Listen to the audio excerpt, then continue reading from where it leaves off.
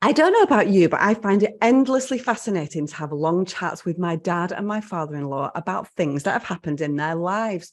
Preserving those special memories for the future is something we are very, very passionate about here at the Declutter Hub. Today, I'm going to be talking to someone who helps preserve memories every single day. It's a fascinating podcast and one I can't wait to get started on.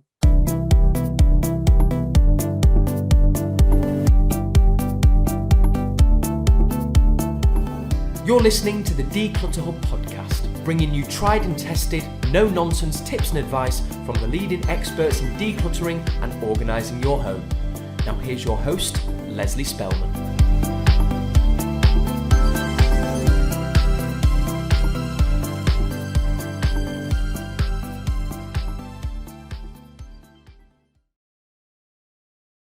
Hello and welcome listeners to episode 215. I'm Leslie. If you're new to the Declutter Hub podcast, you're so welcome. What you'll find here is reality, empathy and advice by the bucket load.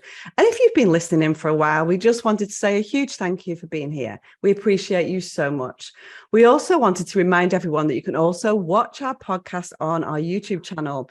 You can go and find a link on the show notes page. Go to declutterhub.com/215 to find out more. Now, today, super excited to welcome Rutger Browning, who is a Dutch native. Ingrid will be gutted that she's not doing this one, by the way, who now lives in London. He's the founder and CEO of a business I'm endlessly fascinated with. We're going to talk more about that later. So welcome, Rutger. Hi, good morning. How are you? I'm very well. I'm very well excited to talk about Story Terrace. I know, Story Terrace, so exciting. So, as with all good stories, let's start at the beginning. Tell me where your passion for telling stories started. It goes back a long, long time. When I was in school during the holidays, I probably made a little bit too much noise at home, playing tennis against the walls of the house, other noisy stuff indoors. And my mom, she worked as an academic and she had to read a lot of papers for her work. So I think that made her decide that it was good for me to spend some time with my grandparents over the holidays, which I actually really enjoyed. So I spent a lot of time with them. They lived in Belgium while I lived in Holland, and my grandma would take really great care of me. And my grandfather would play backgammon with me all day, a board game. And he would smoke lots of cigars and tell me stories about the good old days. That included stories about the Second World War, when he set up a small resistance group in the southwest of the Netherlands, about how he traveled with my grandmother, how they moved to the Caribbean after the war to start a doctor's practice, a GP practice there, and lots of other stories and adventures that he had. And every time he told the stories, there seemed to be more detail to them. But when he passed away, they faded incredibly quickly. And I really regretted that I didn't record them and that I will never be able to play them back in the same way as he told them to me. So I've been thinking around the problem why we don't record the stories of the people we care about for quite a long time. It sounds like a lot of good stories in there. And I know with my dad and my father-in-law, when I'm chatting to them, I mean, to be fair, my dad tells stories and I'm not entirely sure that they're all truly honest. I'm a little bit like making that up because it sounds a little bit far-fetched, but I'm with you. And it's just, there's something very magical about that, isn't there? About hearing about something that is definitely, my dad grew up in a mining village in the northeast of England. And so we don't understand, our generation, my generation, certainly my kids' generation, have got no understanding of what that is. My father-in-law came over from rural Ireland when he was 16. These things are really fascinating from a historical perspective and from a family perspective. So you're so right. So preserving them, because you hear them over and over, don't you? But they're kind of one little memory here and one memory there, and they're not all joined together. And then, as you say, they're gone with them. Yes, and it's really, really, it's beautiful that we still have, I still have some of the memories. Of course, I still have some of them, but I wish I had more of them. At the same time, some people don't tell a lot of stories. My grandmother was someone who was much more quiet. She lost a lot of family during the war, and it was very difficult for her, I think, to talk about her youth. So with her, actually, I have the opposite problem. I actually never heard the stories, and I wish I did ask her more. So I also have regrets. So I have it in two different ways. So in both cases, I've been thinking about, that I should have done some things differently when I was younger. So how did this then turn into Story Terrace? Yeah, I've been thinking about the problem and had some different solutions to them in my mind. None of these solutions really seemed scalable. I mean, maybe things that I could have implemented myself, with my parents, but not something that could be a business and really change this problem for our society. Until the freelancer platforms went mainstream, I started looking into them, and I saw that on the free online freelancer platforms, a very large proportion of the freelancers were writers and people with really great writing degrees, great publications. I realized that they weren't just in big cities like London, Amsterdam, or New York, where sort of the main media companies are, but that they were all over and that they were all looking for meaningful work. That's really how I realized I think there's a solution by starting to use these writers who are all looking for work to write a bit of content for companies to start using them to help write down people's life stories. And this wasn't something you did straight out of when, as an 18-year-old, you had a life in business before that, didn't you? So it's quite a big shift. So what were you doing before? So initially I was in management consulting. I was working with quite large companies like banks, some energy companies to write strategy papers for them as part of a team. And then I was in the world of finance, which had brought me to London, as many people sort of from Europe come here for. So I had very little experience. I knew nothing about books, to be honest, in terms of as a business. And I personally thought that was an advantage because what I wanted to do was so different from what big book publishing companies do. I wanted to make it accessible to everyone to write down their life story rather than to make a few big publishing hits.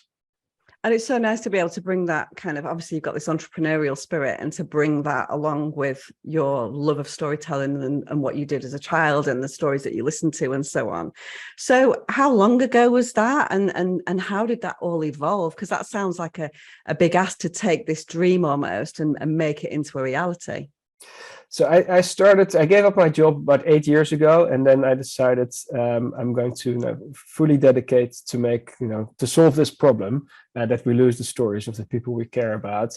Initially, I did a pilot in Amsterdam. I was basically doing everything by myself. I was finding some writers, talking to them, learning about how they work, putting together a first questionnaire. As I told people what I was going to do, I actually sold a few projects on the go to people that I met, generally people that I knew from previous work, which was a really great way actually to really have to deliver and to understand the nuts and bolts of what it takes to create a book.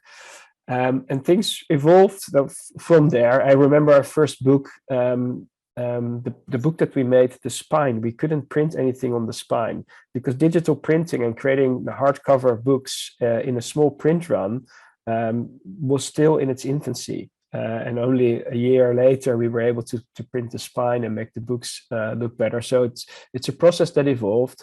And we launched in the UK in 2015. And then we also moved into America in 2017. Right. Okay.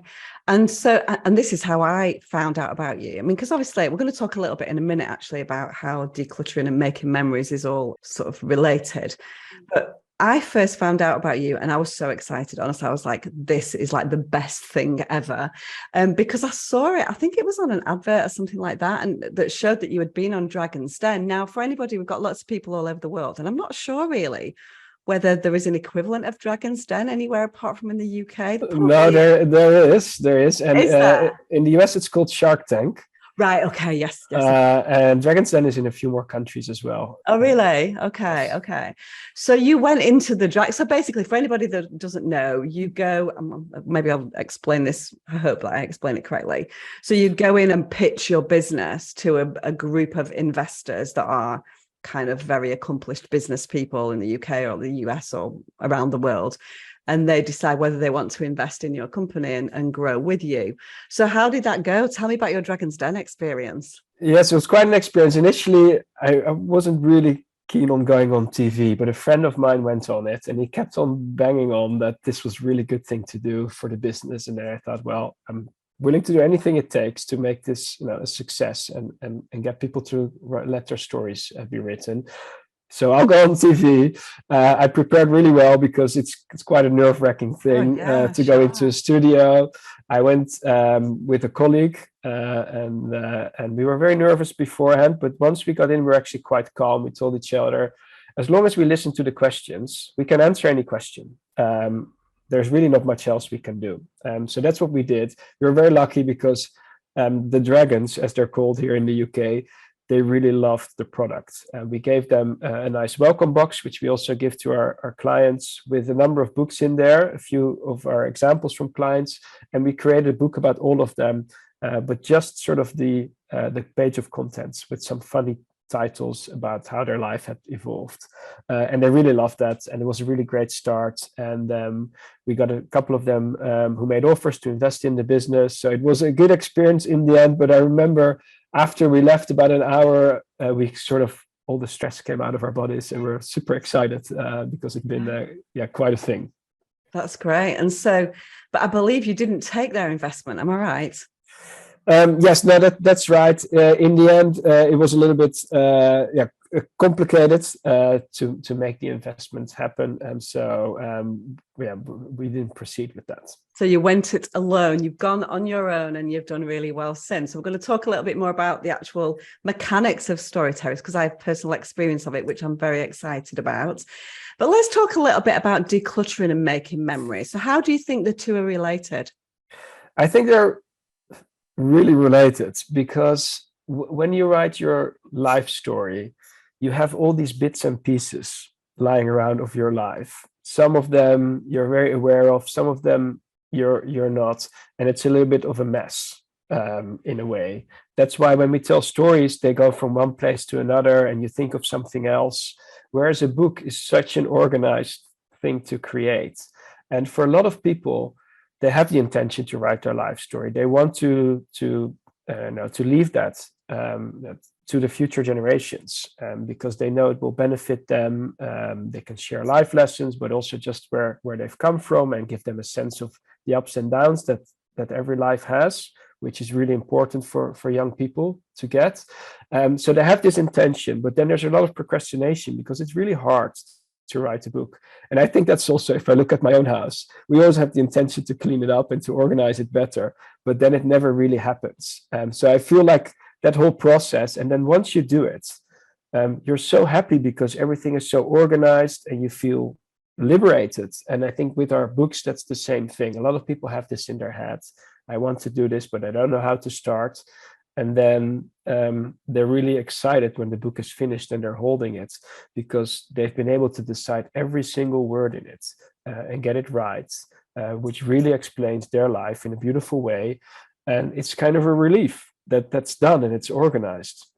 I think that's it because during the lockdown, so I've kept, I mean, obviously I'm a declutter and professional organizer, so I kind of understand the principle of preserving memories and quality over quantity and all those kind of things in terms of my sentimental items. But what I did was I had the time then. So I did a whole project, which took me a few months to go through looking at things that I had kept over the years from my kind of teens, from my 20s and so on, and started to really look at the quality of them and start to sort of catalogue them into things that put them into themes, chronological, all those kind of things. And it feels so satisfying to have some order in those things. Because I think what we find is people want to keep memories for something. Do you know what I mean? For the future, for future generations, because you feel that you don't want this to go somewhere. But you need to have that order in it so you can actually enjoy it. And that's the thing. And so, as a result of my sentimental projects, I pulled things out that I've now got on a photo collage wall on my stairs. And so I've got a few bits and pieces. Then I've got some photos. I've got some old ones, some new ones. And it gives me great joy every time I walk down the stairs to see, one day I might see a picture of my granddad in the war. And the next one I'll see a picture of my kids 2 years ago.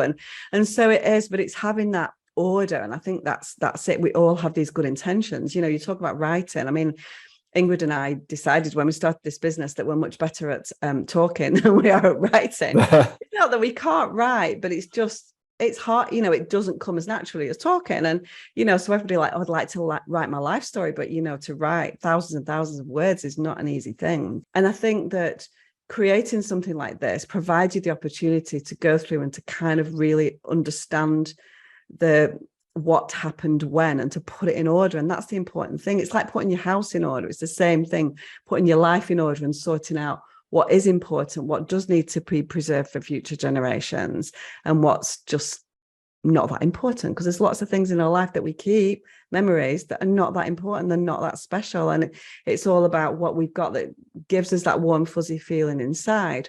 When I found out about Story Terrace, which I was very excited about, I sat on it for a little while, because I was like, I know that at some point a client is going to come along where this is going to be the perfect project for them. And as soon as I do, so one of my clients that I've worked with for a number of years, she said, her husband's getting a little bit older, and she's like, I'd love to, he's got so much, he's a very accomplished sort of expert, scientific, I don't even know what he does really, but an accomplished worldwide expert, let's just say that, with loads of interesting stories in his personal life and his professional life. And I was like, you need this thing called Story Terrace. Of course, she came on board. Then we started to work through that process together, and that was about 6 months ago or something like that. And so as soon as I'd gone through that initial process with her of sort of getting her to the point of talking to you guys, I was like, I really, really want to do this for my dad and my father-in-law.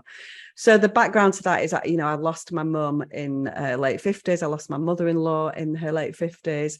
And so, my dad and my father-in-law, they love to tell stories, but I just felt like, I almost feel like they're telling two life stories in one, because we lost our mums so young. They're both in their 80s now. They're talking about my mum and for my husband and his mum, and I think that's really lovely as well.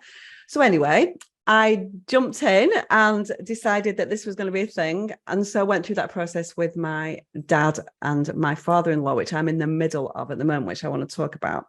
So I'm going to talk about them again in a minute. So how does it all work? So if you decide that you want to do your life story, you want to tell your story, how does the process work? And then I'm going to talk a little bit about where my dad and my father-in-law are in the process.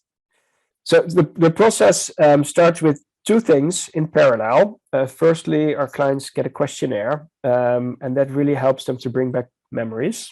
So some people that love to talk but don't love to write, they read the questionnaire and they have some memories that come back to them. They take a few notes maybe here and there, and they take that into their conversations with the writer, which I will come back to.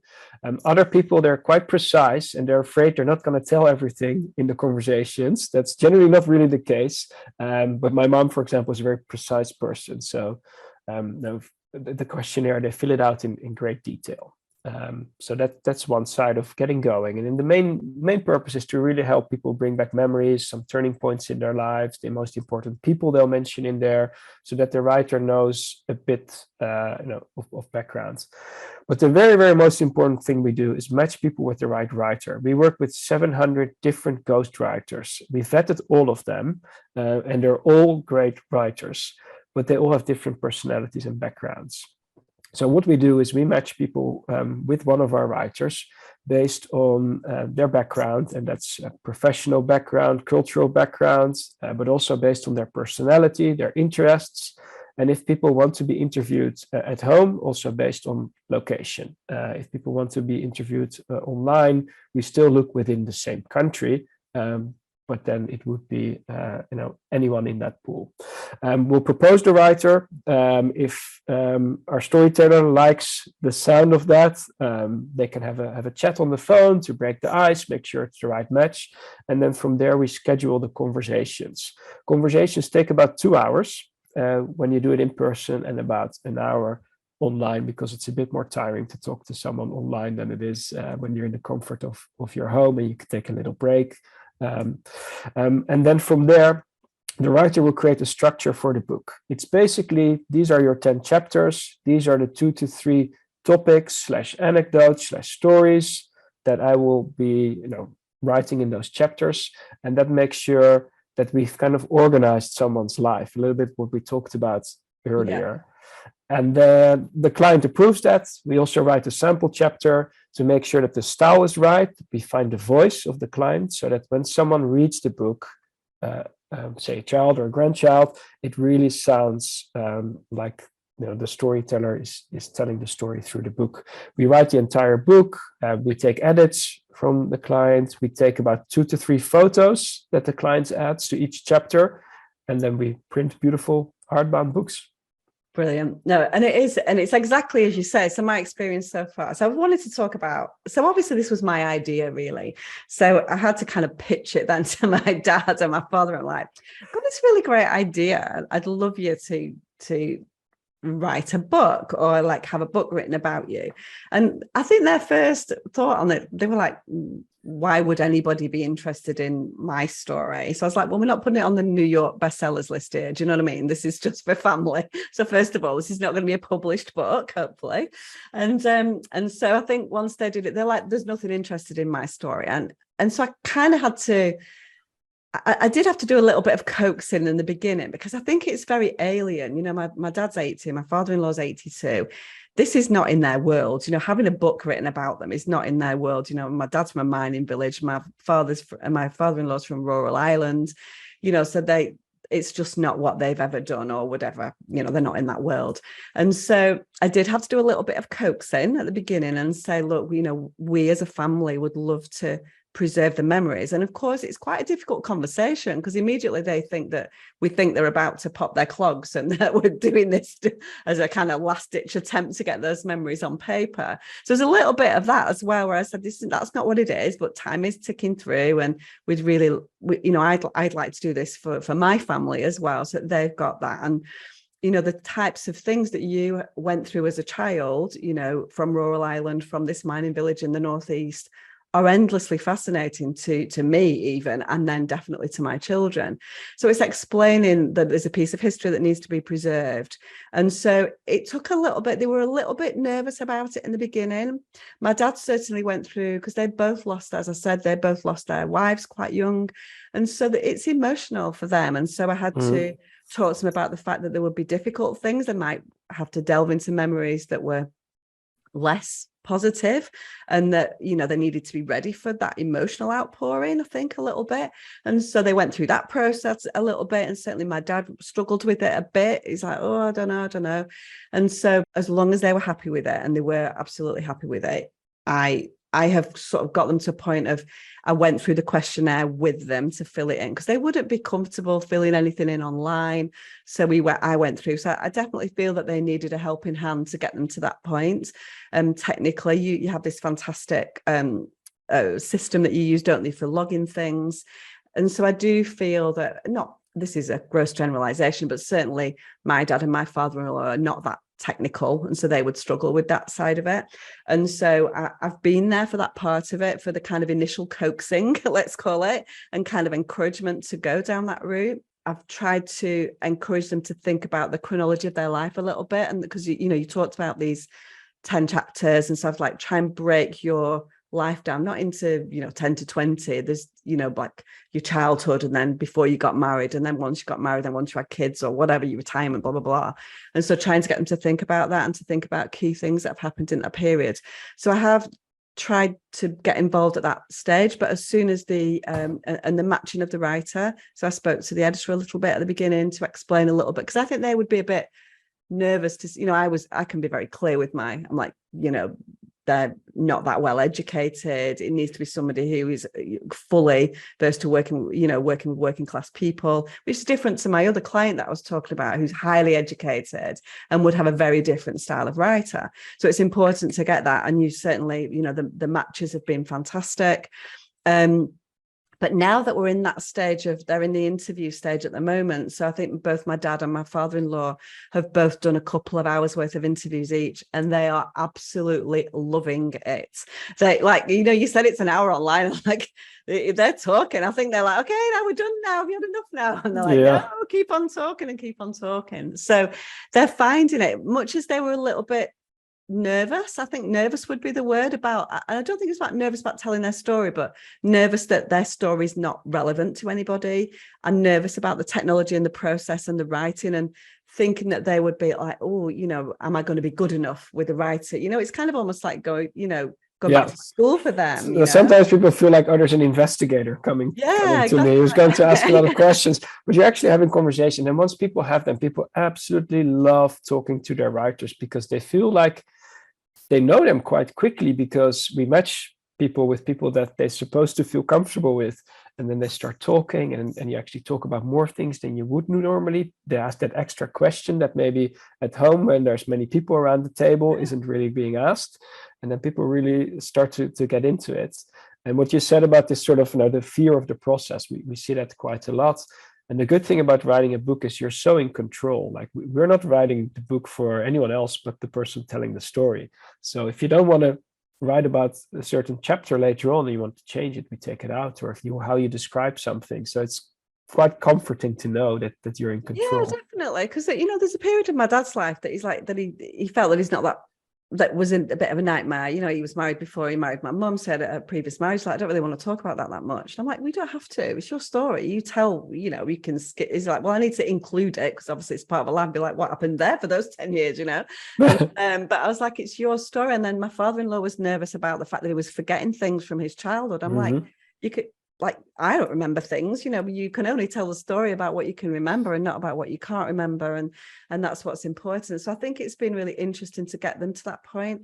But what I'm enjoying is that it's given them something really exciting to do that they've not done. It's taken them out of their normal, fairly mundane routine and allowing them to enjoy those memories. And I think that's really important. I love the idea of the fact that it's recorded as well, so that as well as this beautiful book that we're going to get at the end of the process, we'll get the recordings. And so, we've always got that for the future as well, which I think is really lovely.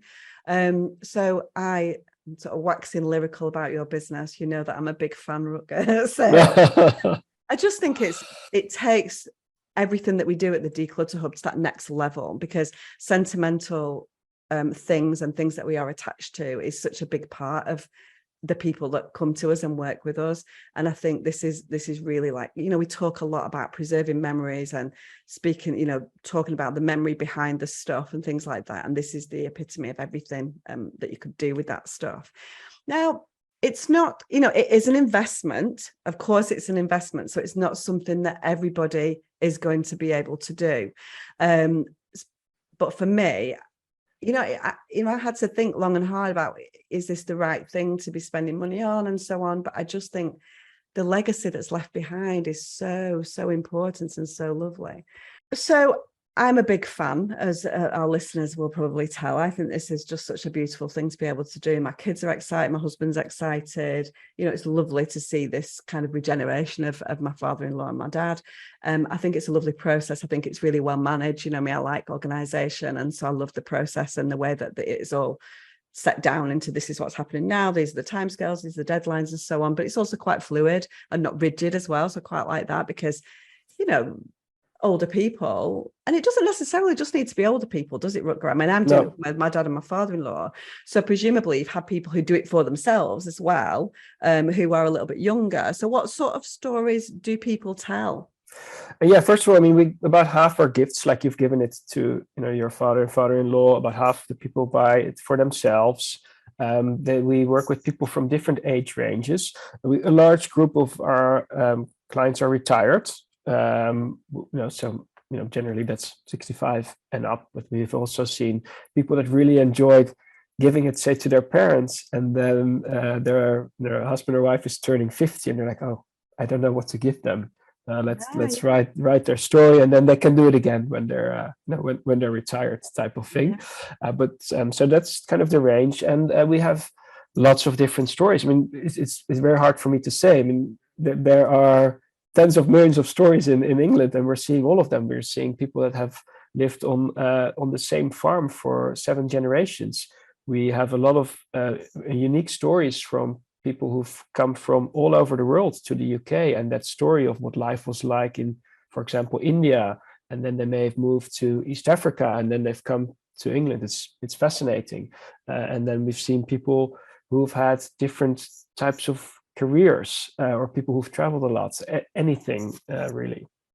I know. So we use. I mean, I do love an autobiography, but we read so many autobiographies of kind of celebrities and famous people, but actually the real gems are there in ordinary people, aren't they? And that's what I love about this process. Now, writing a book and going through all those interviews, and somebody ghostwriting your story. This is not going to be something that everybody can afford. Of course, this is something that's only going to be accessible to certain people. But if you were then to give some hints and tips to somebody who said, oh my word, I would absolutely love to do that with my mum, with my grandma, whatever. What could they do themselves at home if they can't? I mean, I would love them to come to Story Terrace because I think it's amazing, but obviously not everybody can. So what types of things would you need to do to kind of gather your thoughts to be able to do this at home yourself? So there are two parts to it. One is, I guess, getting the information from the person, and that just starts with scheduling a few conversations and asking them questions about their life. And anyone can do that, really. You could also use a bit of a questionnaire that you can find.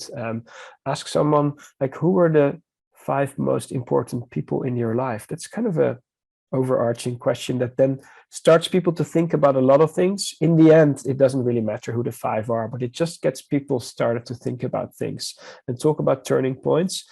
Once you have all that information, actually the hardest part comes, which is why, obviously professional writers are trained to do that, is to then turn that into a narrative that makes sense and a structure.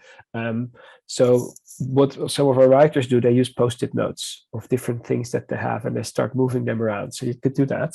Right. And then the writing starts. For that, I have a very simple tip. You have to set aside a specific time each week where you're going to write. Whether you like the writing or not, you have to do it. And you can always throw it away, because once you start saying, today I don't feel like it, you're never going to write it. We get a lot of clients who have the intention to write their stories and they've written a bit and they come to us because they get stuck, because it's really hard. So you have to be extremely disciplined. And then, of course, it is possible.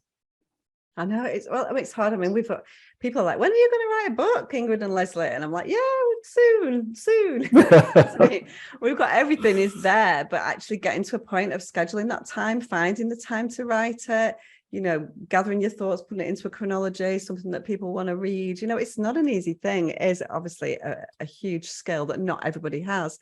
So you've got the option to go to a company like yours, which is amazing for those people that can do that. Or if you've got that skill yourself, you can get that started at home. So Rutger, people are going to be like, I would love to do this, but how much is it going to cost me? So give us an idea. I know it's going to be different for everybody. Give us an idea what type of money is involved in this. Yes, so we have different packages, which are very transparent in terms of how long the book will be, and you can choose the seniority of the writer. Our packages start at £1,800, but for the Declutter Hub, we also have a special discount of £200. Oh, yes, we love that. Which we actually really genuinely, you can Google Story Terrace discounts. You won't find anything online. So it's a genuine, unique offer. Brilliant. So yes, so well, I definitely think it's worth it anyway, but it's something, and the nice thing about it, of course, actually, and what I'm doing at the moment is that you can pay it in installments as well, which is fantastic. So you don't have to pay it all up front. So yes, go to storyterrace.com/declutter hub, and that is where you'll find all the details about this fabulous offer. As you can tell, I am completely behind this process, and I would love for some of our members all around the world to take advantage of this. I think Rutger has said there are you work in, which countries do you work in again, Rutger? We work all over the world in the English language. Mainly, we're focused on the UK and the US, but we also work, for example, in Australia. We've worked in the Middle East, and we sometimes also work with writers who are bilingual. So they will interview in, say, Mandarin or Hebrew or Arabic, and then we write a book in English. Brilliant. Thank you so much, Rutger, for coming to us today and explaining your fantastic business. How fab to have a business that is in the business of making memories. I mean, Ingrid and I think we've got the best job in the world, and you have got the best job in the world too, which is all about people and memories and getting that warm, fuzzy feeling inside. And that's what it's all about. So really appreciate your time today, because I know you're a very busy man. So what's coming up next week? So next week, we're going to flip it all the way around and we're going to talk about making the most of your digital calendar. Now, you know how much Ingrid has had to be dragged kicking and screaming into the 21st century with her digital calendar. And we're going to be talking all about that. So do tune in next week. Thank you all so much for listening and see you soon.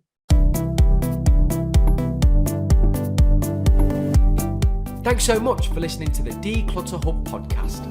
Don't forget to subscribe to us in your podcast player so you don't miss an episode, and we'll see you next week.